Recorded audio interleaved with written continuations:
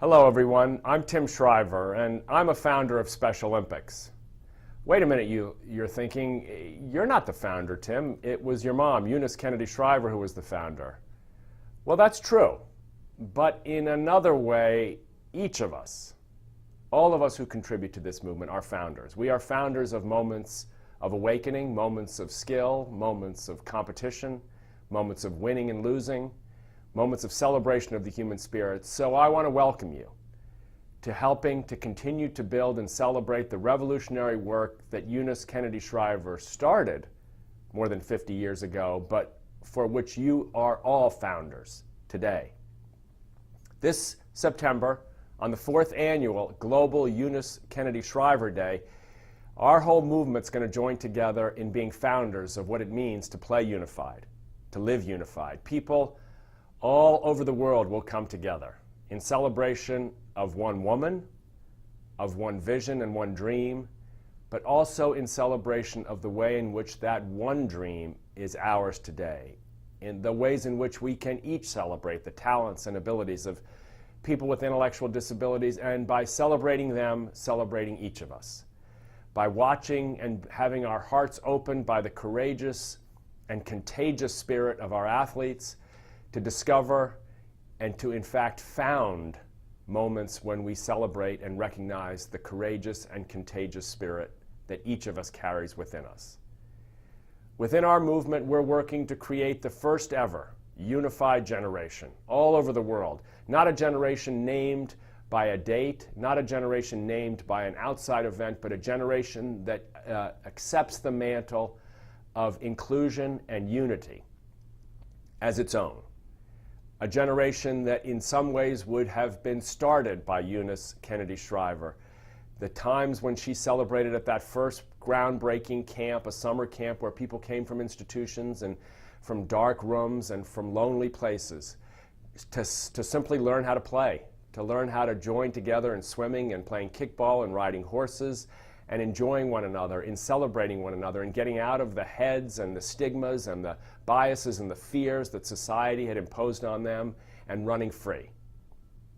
That celebration of more than 50 years ago is the celebration we will bring to life today, every day, bringing together people with and without intellectual differences, teaching them to play together, showing them that they are more alike than different, helping them to discover within themselves the best in each other.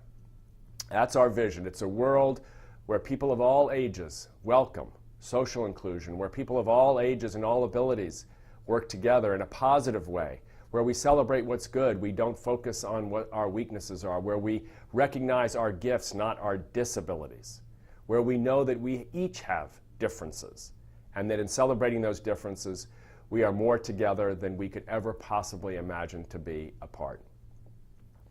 So this EKS Day, Special Olympics Kenya is leading the way, launching a new event as athletes with and without intellectual disabilities take to the court in the nation's first ever unified basketball competition.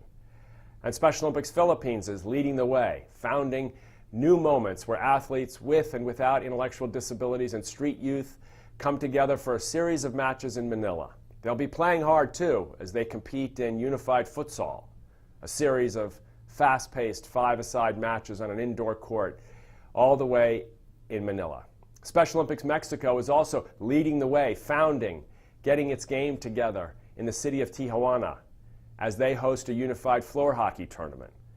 At Special Olympics Guyana, it's all about unified cricket. That's where they're leading the way. At Special Olympics Texas, they're getting people excited, moving all over the state, participating in middle school sports competitions, along with youth rallies, and thanks to the leadership and inspiration from Special Olympics Project Unify, they're celebrating the ideal that middle schools can be places of inclusion for everybody. Thanks to those young leaders for founding and leading the way. In Israel, Special Olympics is hosting unified girls basketball competitions, as well as the largest family event of the year, leading the way, founding new moments of inclusion and acceptance and hope. Special Olympics China will be leading the way this year by hosting unified sports events at universities in provinces around the country, engaging and recruiting new students by the thousands. All of you, thank you The whole world joins me in cheering for you. The whole world joins me in celebrating the idea that my mother would have been so proud to call the celebration of her day.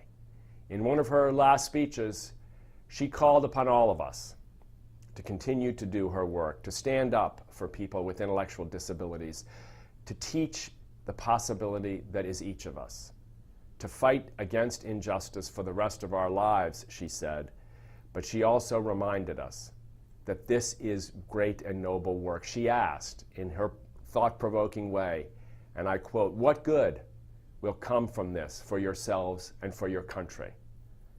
The answer she gave is by now familiar to many of us. She said, "There is no joy like the joy of unleashing the human spirit. There is no laughter like the laughter of those who are happy with others. There is no purpose nobler than to build communities of acceptance for all. This," she said, "is our glory." Thank you for being founders of moments of that kind of glory all over the world.